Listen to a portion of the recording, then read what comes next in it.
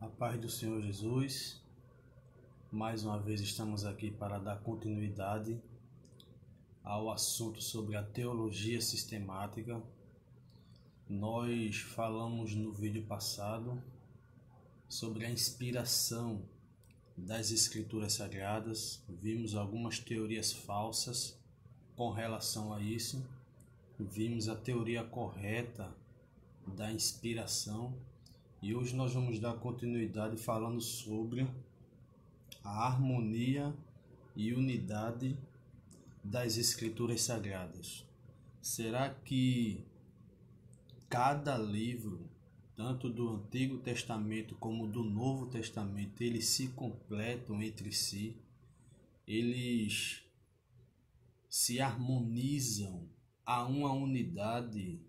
Será que eles não tem contradição? Então nós vamos ver isso hoje, né? Porque a Bíblia ela foi escrita por diversos autores, movidos pelo Espírito Santo de Deus, e em épocas diferentes, em regiões diferentes, e muitos entre eles não se conheciam.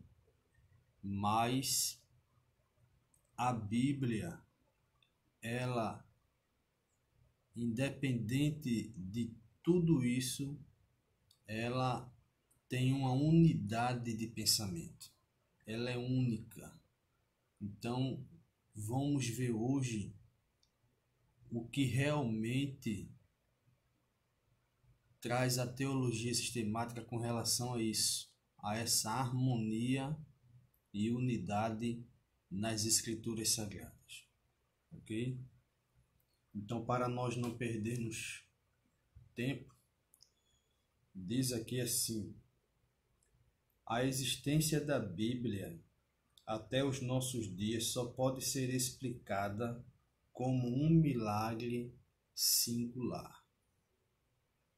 Há nela 66 livros escritos por cerca de 40 escritores, cobrindo um período de 16 séculos ou 1.600 anos. Foi o tempo aproximadamente levado para a formação da Bíblia. Esses homens, na maior parte dos casos, não se conheceram. Viveram em lugares distantes de 3 continentes, escrevendo em 2 línguas principais. Devido a esta distância, em muitos casos os autores nada sabiam sobre o que já haviam sido escritos. Então veja só que interessante, que já havia algo escrito da parte de Deus por algum desses homens que outros não tinham nem conhecimento. Aí Deus se utiliza de outra pessoa para dar continuidade àquilo que o outro já havia escrito, sem entrar em choque, sem entrar em contradição, mas que o mesmo pensamento daquele que escreveu lá no passado é o mesmo pensamento daquele que escreveu no presente, ok? Muitas vezes um escritor iniciava um assunto e séculos depois um outro completava-o, com tanta riqueza de detalhes que somente um livro vindo de Deus podia ser assim.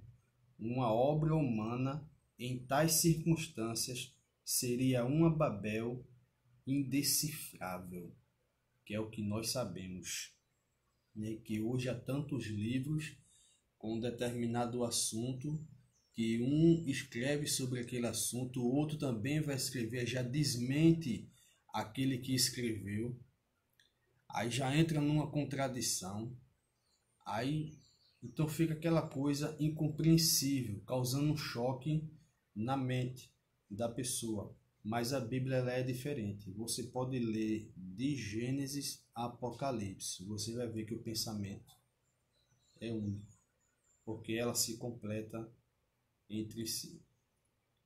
Se a Bíblia fosse um livro puramente humano, sua composição seria inexplicável.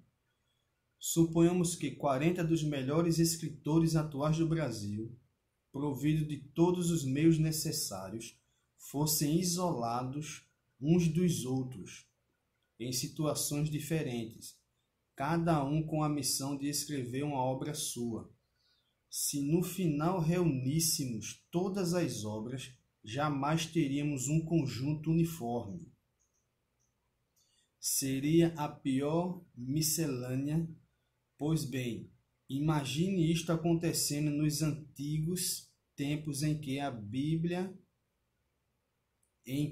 velha Bíblia foi escrita. A confusão seria muito maior. Não havia meios de comunicação, meios materiais, enfim, havia dificuldades de toda sorte. Imagine-se o que seria a Bíblia se não fosse a mão de Deus. Se alguma falha for encontrada na Bíblia, será sempre humana, como tradução mal feita, grafia inexata, interpretação forçada, má compreensão de quem a estuda, falsa aplicação dos sentidos do texto e etc. Portanto, quando encontrarmos na Bíblia um trecho discrepante, não pensemos logo que é erro, saibamos refletir como Agostinho que disse. Num caso desse, deve haver erro do copista, tradução mal feita do original, ou então sou eu mesmo que não consigo entender. Porque a palavra de Deus, ela é inerrante. Não existe erro na palavra de Deus. Então, o possível erro que possa existir é devido a traduções que são feitas na Bíblia através do seu original grego ou hebraico, certo? Que se procuram trazer uma leitura bem mais compreensiva, bem mais fácil de se entender. Então, através desses fatos, possivelmente ocorra erros na grafia, nas pontuações e etc. Mas não naquilo que Deus falou, inspirando os homens santos e guiando-os através do sopro do Espírito Santo para escrever a sua palavra para a humanidade. A perfeita harmonia da Bíblia é para a mente humilde e sincera, uma prova incontestável da origem divina da mesma. É uma prova que uma única mente via tudo e guiava seus escritores. Suponhamos que na cidade onde moramos, um edifício fosse construído com pedras a serem preparadas em várias partes do Brasil. Chegadas as pedras, ao serem colocadas, encaixavam-se perfeitamente na construção, satisfazendo todos os detalhes e requisitos da planta. Que diria o aluno se tal fato acontecesse? Que apenas um arquiteto dirigira os operários nas diversas pedreiras, dando minuciosas instruções a cada um. É o caso da Bíblia. O tempo da verdade de Deus. As pedras foram preparadas em tempos e lugares os mais remotos, mas ao serem postas juntas, combinaram-se perfeitamente, porque atrás de cada elemento humano estava em operação a mente infinita de Deus. Então, foi o que aconteceu com a Bíblia, com as Escrituras. Então, há uma unidade e harmonia no pensamento, porque é único, o único pensamento, né? Porque foi a mente de Deus que estava ali guiando os seus escritores para escrever sobre aquilo que Deus revela em sua palavras. E quanto a essa harmonia, nós vamos ver aqui alguns pormenores dessa harmonia e unidade das Escrituras. Primeiro, os escritores foram homens de todas as atividades da vida humana, né? Veja que não foram pessoas, em muitos casos, intelectuais, né? Pessoas dotadas de um tal conhecimento, mas de diversas atividades. Então nós vamos ver aqui alguns exemplos desses homens que foram movidos pelo Espírito Santo de Deus para escrever aquilo que Deus quis que eles escrevessem. Daí a diversidade de estilos encontrados na Bíblia. Exemplos: Moisés foi o príncipe e legislador. Josué foi um grande comandante. Davi e Salomão, reis e poetas. Isaías, estadista e profeta. Daniel, ministro de Estado. Zacarias e Jeremias, sacerdotes e profetas. Amós era um homem do campo e vaqueiro. Pedro, Tiago e João, pescadores. Mateus, funcionário público. Paulo, teólogo e erudito. E assim por diante. Apesar de toda essa diversidade, quando examinamos os escritos desses homens, sob tantos estilos diferentes, verificamos que os mesmos completam-se tratando de um só assunto. O produto de suas penas não são muitos livros, mas um só livro poderoso e coerente, né? Então você veja que diversos homens de diversas atividades, eles escreveram, né, dentro do seu estilo, mas em uma mesma unidade de pensamento. Segundo, as condições. Também não houve uniformidade de condições na composição dos livros da Bíblia. Moisés escreveu o Pentateuco nas solitárias paragens do deserto, Jeremias nas trevas e sujidade de uma masmorra, Davi nas verdes colinas dos campos. Paulo escreveu muitas das suas epístolas nas prisões, João no exílio na ilha de Patmos. Apesar de tantas e diferentes condições, a mensagem da Bíblia é sempre uniforme. O pensamento de Deus correu uniforme e progressivo através dela, como um rio que, brotando de sua nascente, vai avolumando suas águas até tornar-se caudaloso. A mensagem da Bíblia tem essa continuidade maravilhosa. Então você veja que as condições não eram as melhores possíveis em que alguns homens escreveram a Bíblia, né? Mas Deus, pela sua infinita bondade e graça, manifestou seu glorioso poder na vida desses homens, que os capacitou, dando tal habilidade e inspiração para que eles pudessem assim estar escrevendo o texto sagrado que nós conhecemos hoje, a Bíblia Sagrada. E em terceiro lugar, as circunstâncias. As circunstâncias em que os 66 livros da Bíblia foram escritos também foram as mais diversas. Davi, por exemplo, escreveu parte de seu trabalho no calor das batalhas. Salomão, na calma e na paz de um palácio ou do seu reinado. Há profetas que escreveram em meio à profunda tristeza, ao passo que Josué escreveu durante a alegria da vitória.